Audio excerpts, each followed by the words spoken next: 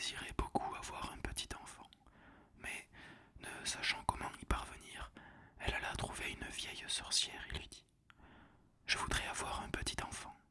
Dis-moi ce qu'il faut faire pour cela. » »« Ce n'est pas bien difficile, répondit la sorcière. Voici un grain d'orge qui n'est pas de la nature de celle qui croît dans les champs du paysan ou que mangent les poules. Mets-le dans un pot de fleurs et tu verras. Merci, dit la femme, en donnant 12 sous à la sorcière. Puis elle rentra chez elle et planta le grain d'orge. Bientôt, elle vit sortir de la terre une grande belle fleur ressemblant à une tulipe, mais encore en bouton. Quelle jolie fleur, dit la femme en déposant un baiser sur ses feuilles rouges et jaunes. Et au même instant, la fleur s'ouvrit avec un grand bruit. On voyait maintenant que c'était une vraie tulipe, mais dans l'intérieur, sur le fond vert, était assise une toute petite fille, fine et charmante, haute d'un pouce tout au plus. Aussi, on l'appela la petite poussette. Elle reçut pour berceau une coque de noix bien vernie, pour matelas des feuilles de violette et pour couverture une feuille de rose. Elle y dormait pendant la nuit, mais le jour elle jouait sur la table, où la femme plaçait une assiette remplie d'eau entourée d'une guirlande de fleurs. Dans cette assiette nageait une grande feuille de tulipe sur laquelle la petite poussette pouvait s'asseoir et voguer d'un bord à l'autre à l'aide de 2 grains blancs de cheval qui lui servaient de rame. Elle offrait ainsi un spectacle charmant, et puis elle savait chanter d'une voix si douce et si mélodieuse qu'on n'en avait jamais entendu de semblable. Une nuit, pendant qu'elle dormait, un vilain crapaud entra dans la chambre par un carreau brisé. Cet affreux animal, énorme et tout humide, sauta sur la table où dormait Poussette, recouverte de sa feuille de rose. « Quelle jolie femme pour mon fils, dit le crapaud. Il prit la coque de noix et, sortant par le même carreau, il emporta la petite dans le jardin. Là coulait un large ruisseau dont un des bords touchait à un marais. C'était dans ce marais qu'habitait le crapaud avec son fils. Sale et hideux, ce dernier ressemblait tout à fait à son père. « Couac, couac, Bréquéquec » s'écria-t-il en apercevant la charmante petite fille dans sa coque de noix. « Ne parle pas si haut, tu la réveillerais, dit le vieux crapaud. Elle pourrait encore nous échapper, car elle est légère comme le duvet du cygne. Nous allons la placer sur une large feuille de bardane, au milieu du ruisseau. Elle sera là comme dans une île, et ne pourra plus se sauver. Pendant ce temps, nous préparerons au fond du marais la grande chambre qui nous servira de demeure. » Puis le crapaud sauta dans l'eau pour choisir une grande feuille de bardane, retenue au bord par la tige, et il y plaça la coque de noix où dormait la petite poussette. Lorsque la pauvre petite, en s'éveillant le lendemain matin, vit où elle était, elle se mit à pleurer amèrement, car l'eau l'entourait de tous côtés et elle ne pouvait plus retourner à la terre. Le vieux crapaud, après avoir orné la chambre au fond du marais avec des roseaux et de petites fleurs jaunes, nagea en compagnie de son fils vers la petite feuille où se trouvait Poussette pour prendre le gentil petit lit et le porter dans la chambre. Il s'inclina profondément dans l'eau devant elle en disant : « Je te présente mon fils, ton futur époux.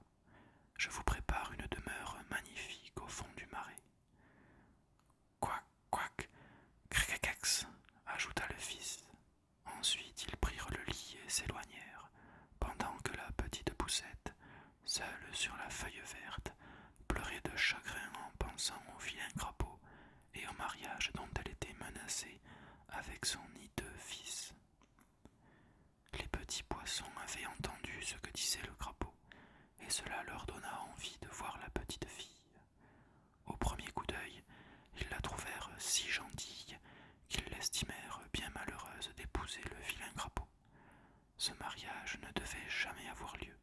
Ils se rassemblèrent autour de la tige qui retenait la feuille, la coupèrent avec leurs dents, et la feuille emporta alors la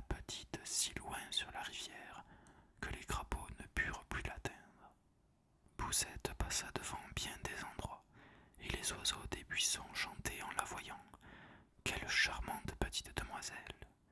La feuille, flottant toujours plus loin, lui fit faire un véritable voyage. Chemin faisant, un joli papillon blanc se mit à voltiger autour d'elle et finit par se poser sur la feuille, ne pouvant admirer assez la jeune fille.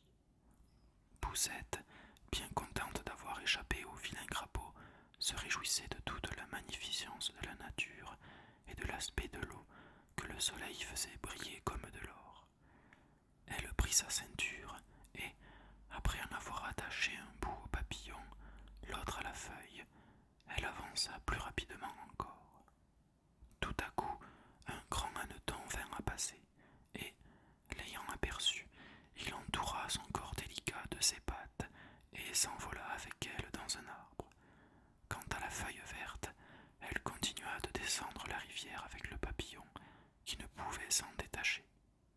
Dieu sait quelle fut la frayeur de la pauvre petite poussette quand le hanneton l'emporta dans l'arbre. Cependant, elle plaignait surtout le beau papillon blanc qu'elle avait attaché à la feuille et qui mourrait de faim s'il ne parvenait pas à s'en défaire. Mais le hanneton ne se souciait pas de tout cela.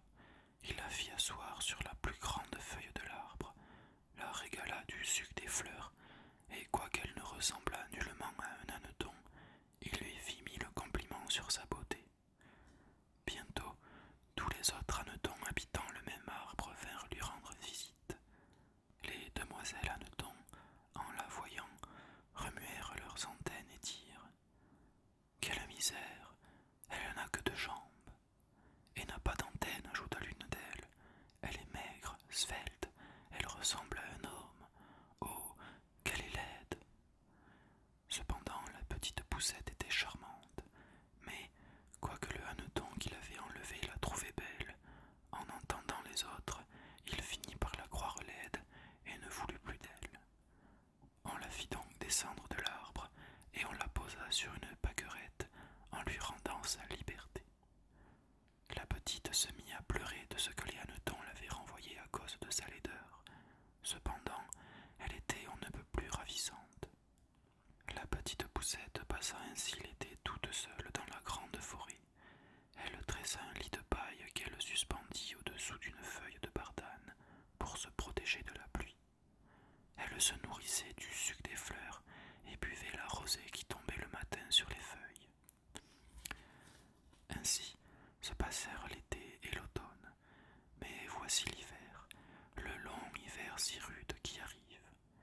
Tous les oiseaux qui l'avaient amusé par leurs chants s'éloignèrent, les arbres furent dépouillés, les fleurs se flétrirent, et la grande feuille de bardane sous laquelle elle demeurait se roula sur elle-même, ne formant plus qu'une tige sèche et jaune. La pauvre petite fille souffrit d'autant plus du froid que ses habits commençaient à tomber en lambeaux. Bientôt arrivèrent les neiges, et chaque flocon qui tombait sur elle lui produisait le même effet que nous en produirait à nous toute une pelletée. Bien qu'elle s'enveloppât d'une feuille sèche, elle ne pouvait parvenir à se réchauffer.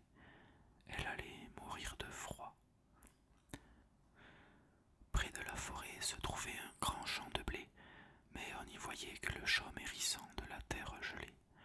Ce fut pour la pauvre petite comme une nouvelle forêt à parcourir. Toute grelottante, elle arriva à la demeure d'une souris des champs. On y entrait par un petit trou sous les pailles. La souris était bien logée, possédait une pièce pleine de grains, une belle cuisine et une salle à manger. La petite poussette se présenta à la porte comme mendiante et demanda un grain d'orge, car elle n'avait rien mangé depuis 2 jours. Pauvre petite, répondit la souris des champs, qui, au fond, avait bon cœur. Viens manger avec moi dans ma chambre, il y fait chaud. Puis elle se prit d'affection pour Poussette et ajouta « Je te permets de passer l'hiver ici, mais à condition que tu tiennes ma chambre bien propre et que tu me racontes quelques jolies histoires. Je les adore. » La petite fille accepta cette offre et n'eut pas à s'en plaindre. « Nous allons recevoir une visite, dit un jour la vieille souris. Mon voisin a l'habitude de venir me voir 1 fois par semaine. Il est encore bien plus à son salon et porte une magnifique pelisse de velours. S'il voulait t'épouser, tu serais bien heureuse, car il n'y voit goutte. Raconte-lui tes plus belles histoires. » Mais Poussette n'avait pas trop envie d'épouser le voisin, ce n'était qu'une taupe. Couverte de sa pelisse de velours noir, elle ne tarda pas à rendre sa visite. La conversation roula sur ses richesses et sur son instruction, mais la taupe parlait mal des fleurs et du soleil, car elle ne les avait jamais vues. La petite Poussette lui chanta plusieurs chansons, entre autres « Hanneton, vole, vole, vole » et « Quand le moine vient au champ ». La taupe, enchantée de sa belle voix, désira aussitôt une union qui lui promettait tant d'agréments. Mais elle n'en dit pas mot, car c'était une personne réfléchie. Pour faire plaisir à ses voisines, elle leur permit de se promener à leur gré dans une grande allée souterraine qu'elle venait de creuser entre ces deux habitations. Mais elle les pria de ne pas s'effrayer d'un oiseau mort qui se trouvait sur le passage et qu'on y avait enterré au commencement de l'hiver. La première fois que ses voisines profitèrent de cette aimable offre, la taupe les précéda dans ce long et sombre corridor, tenant entre ses dents un morceau de vieux bois brillant de phosphore pour les éclairer. Arrivée à l'endroit où gisait l'oiseau mort, elle enleva de son museau une partie de la terre du plafond et fit ainsi un trou par lequel la lumière pénétra. Au milieu du corridor s'étendait par terre le corps d'une hirondelle, sans doute morte de faim, dont les ailes étaient serrées aux côtés, la tête et les pieds cachés sous les plumes. Le spectacle fit bien mal à la petite Poussette. Elle aimait tant les petits oiseaux qui, pendant tout l'été, l'avaient égayée de leur chant. Mais la taupe poussa l'hirondelle de ses pattes et dit « Elle ne sifflera plus. Quel malheur que de naître oiseau. Dieu merci, aucun de mes enfants ne subira un sort aussi malheureux. Une telle créature n'a pour toute fortune que son kivit kivit, et l'hiver, elle meurt de faim. » « Vous parlez sagement, répondit la vieille souris. Le kivit ne rapporte rien, c'est juste ce qu'il faut pour périr dans la misère. Cependant, il y en a qui se pavanent d'orgueil de savoir chanter. » Poussette ne dit rien, mais lorsque les deux autres eurent tourné le dos à l'oiseau, elle se pencha vers lui et, écartant les plumes qui couvraient sa tête, elle déposa un baiser sur ses yeux fermés. « C'est peut-être le même qui chantait si gentiment pour moi cet été, pensa-t-elle. Pauvre petit oiseau, que je te plains. » La taupe, après avoir bouché le trou, reconduisit les dames chez elle. Ne pouvant dormir de toute la nuit, la petite Poussette se leva et dressa un joli tapis de foin qu'elle porta dans l'allée et étendit sur l'oiseau mort. Puis, elle lui mit de chaque côté un tas de coton qu'elle avait trouvé chez la souris, comme si elle craignait que la fraîcheur de la terre ne fît mal au corps inanimé. « Adieu, bel oiseau, dit-elle, adieu. Merci de ta belle chanson qui me réjouissait tant pendant la douce saison de l'été, où je pouvais admirer la verdure et me réchauffer au soleil. » À ces mots, elle appuya sa tête sur la poitrine de l'hirondelle, mais aussitôt, elle se leva tout effrayée. Elle avait entendu un léger battement. Il provenait du cœur de l'oiseau qui n'était pas mort, mais seulement engourdi. La chaleur l'avait rendu à la vie. En automne, les hirondelles retournent au pays chaud, et si l'une d'elles s'attarde en route, le froid la fait bientôt tomber à terre comme morte, et la neige s'étend sur elle. Poussette tremblait encore de frayeur. Comparée à elle, dont la taille n'excédait pas un pouce, l'hirondelle paraissait un géant. Cependant, elle prit courage, serra bien le coton autour du pauvre oiseau, alla chercher une feuille de menthe qui lui servait de couverture et la lui posa sur la tête. La nuit suivante, se rendant encore auprès du malade, elle le trouva vivant, mais si faible que ses yeux s'ouvrirent à peine un instant pour regarder la petite fille qui tenait à la main, pour toute lumière, un morceau de vieux bois luisant. « Je te remercie, charmante petite enfant, dit l'oiseau souffrant. Tu m'as bien réchauffé. Dans peu, je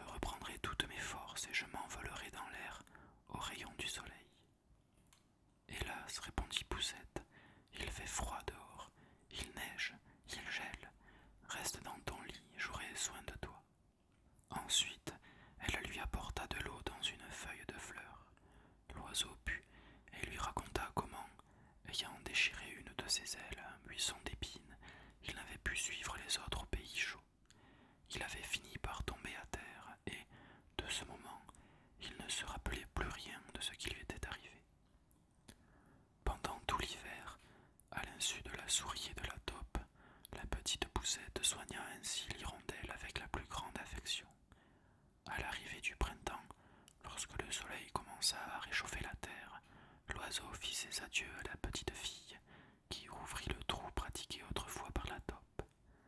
L'hirondelle pria sa bienfaitrice de l'accompagner dans la forêt verte, assise sur son dos. Mais Poussette savait que son départ causerait du chagrin à la vieille souris des champs. Non, dit-elle, je ne puis.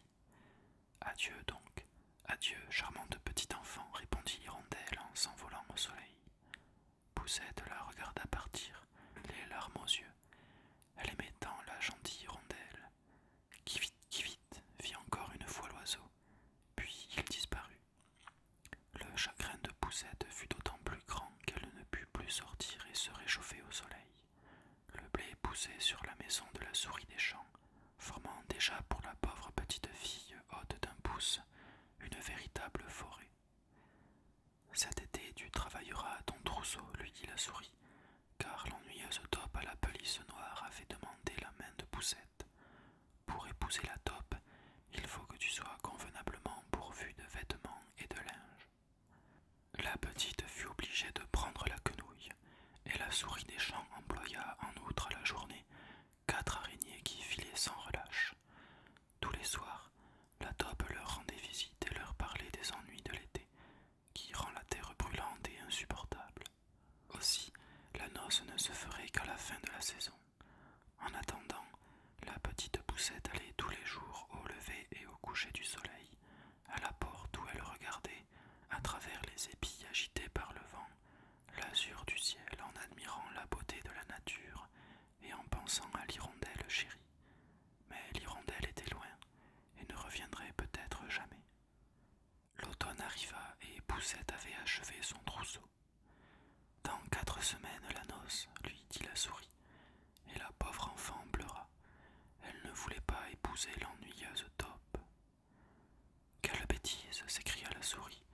Ne sois pas entêtée, ou je te mordrai de ma dent blanche. Tu devrais t'estimer bien heureuse d'épouser un aussi bel homme, qui porte une pelisse de velours noir dont la reine elle-même n'a pas la pareille. Tu devrais remercier le bon Dieu de trouver une cuisine et une cave si bien garnies. Le jour de la noce arriva. La taupe se présenta pour emmener la petite Poussette sous la terre, où elle ne verrait plus jamais le brillant soleil, attendu que son mari ne pouvait pas le supporter. Chez la souris des champs, il était au moins permis d'aller le regarder à la porte. Adieu, beau soleil, dit-elle d'un air affligé en élevant ses bras. Adieu donc, puisque je suis condamnée à vivre désormais dans ces tristes lieux où l'on ne jouit pas de tes rayons. Puis elle fit quelques pas au dehors de la maison, car on avait moissonné le blé, il n'en restait que le chaume. Adieu, adieu, dit-elle en embrassant une petite fleur rouge. Si jamais tu vois l'hirondelle, tu la salueras de ma part. Qui vite, entendit-elle crier au même instant. Elle leva la tête, c'était l'hirondelle qui passait. L'oiseau manifesta la plus grande joie en apercevant la petite Poussette. Il descendit rapidement en répétant ses joyeux qui-vite et vint s'asseoir auprès de sa petite bienfaitrice. Celle-ci lui raconta comment on voulait lui faire épouser la vilaine taupe qui restait sous la terre où le soleil ne pénétrait jamais. En faisant ce récit, elle versa un torrent de larmes. L'hiver arrive, dit l'hirondelle. Je retourne au pays chaud. Veux-tu me suivre? Tu monteras sur mon dos et tu t'y attacheras par ta ceinture. Nous fuirons loin de ta vilaine taupe et de sa demeure obscure, bien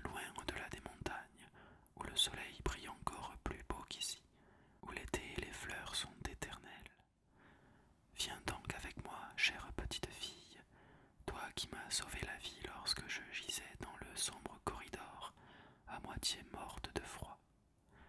Oui, je te suivrai, dit Poussette, et elle s'assit sur le dos de l'oiseau et attacha sa ceinture à une des plumes les plus solides.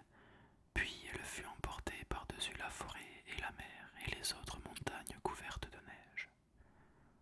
Poussette eut froid, mais elle se fourra sous les plumes chaudes de l'oiseau, ne laissant passer que sa petite tête pour admirer les beautés qui se déroulaient au-dessous d'elle. C'est ainsi qu'ils arrivèrent au pays chaud, où la vigne avec ses fruits rouges et bleus pousse dans tous les fossés, où l'on voit des forêts entières de citronniers et d'orangers, où 1000 plantes merveilleuses exhalent leur parfum. Sur les routes, les enfants jouaient avec de gros papillons bigarrés. Un peu plus loin, l'hirondelle s'arrêta près d'un lac azuré, au bord duquel s'élevait un antique château de marbre, entouré de colonnes qui supportaient des treilles. Au sommet se trouvait une quantité de nids. L'un de ces nids servait de demeure à l'hirondelle qui amenait Poussette. « Voici ma demeure, dit l'oiseau, mais il ne sera pas convenable que tu habites avec moi. D'ailleurs, je ne suis pas préparé pour te recevoir. Choisis toi-même une des plus belles fleurs, je t'y déposerai et je ferai tout mon possible pour te rendre ce séjour agréable. » Quel bonheur, répondit Poussette en battant ses petites mains. De grandes belles fleurs blanches poussaient entre les fragments d'une colonne renversée. C'est là que l'hirondelle déposa la petite fille sur une des plus larges feuilles. Poussette, au comble de la joie, était ravie de toutes les magnificences qui l'entouraient dans ces lieux enchanteurs. Mais quel ne fut pas son étonnement! Un petit homme blanc et transparent comme du verre se tenait assis dans la fleur, haute d'un pouce à peine. Il portait sur la tête une couronne d'or et sur les épaules des ailes brillantes. C'était le génie de la fleur. Chaque fleur servait de palais à un petit homme et à une petite femme, et il régnait sur tout ce peuple. « Dieu qu'il est beau !» dit tout bas Poussette à l'hirondelle. En apercevant l'oiseau gigantesque, le petit prince si fin et si délicat s'effraya d'abord, mais il se remit à la vue de la petite Poussette, qui lui semblait la plus belle fille du monde. Il lui posa sa couronne d'or sur la tête, lui demanda quel était son nom et si elle voulait bien devenir sa femme. Quel mari en comparaison du jeune crapaud et de la taupe au manteau noir! En l'acceptant, elle deviendrait reine des fleurs. Elle l'accepta donc, et bientôt elle reçut la visite d'un monsieur et d'une belle dame qui sortaient de chaque fleur pour lui offrir des présents. Rien ne lui fit autant de plaisir qu'une paire d'ailes transparentes qui avait appartenu à une grosse mouche blanche. Attachée à ses épaules, elle permit à Poussette de voler d'une fleur à l'autre. Pendant ce temps, l'hirondelle, dans son nid, faisait entendre ses plus belles chansons, mais au fond de son cœur, elle se sentait bien affligée d'être séparée de sa bienfaitrice. « Tu ne t'appelleras plus Poussette, lui dit le génie de la fleur. Ce nom est vilain, et toi tu es belle,